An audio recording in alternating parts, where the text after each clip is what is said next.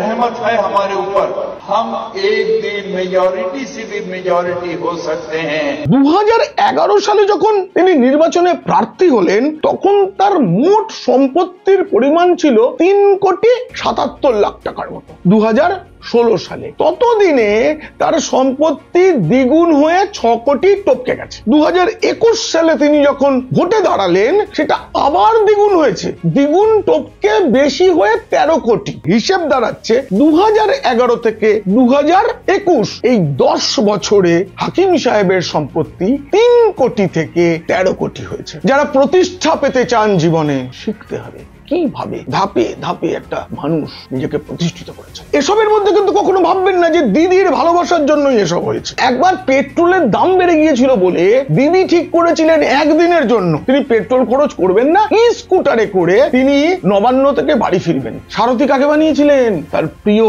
ববি হাকিম। দিদিকে চাপানোর আগের দিন নিজের স্ত্রীকে ওই স্কুটারে চাপিয়ে মহড়া টহরা সব করে নিয়েছিলেন। নির্বিঘ্নে মমতা বন্দ্যোপাধ্যায়কে তিনি নবান্ন থেকে কালীঘাটে পৌঁছে দিয়েছিলেন। যে কোনো হিন্দু উৎসবের সময় আলাদা সতর্কতা জারি করতে হয় মেটিয়া বুরুজ থানা এলাকায়। এই নিয়ে গোটা ভিডিওটি দেখতে হলে নিচে ডেসক্রিপশনে থাকা লিংকে ক্লিক করুন। আর যদি ভালো লাগে তবে অবশ্যই সাবস্ক্রাইব করুন। পিনাক কি বলছে।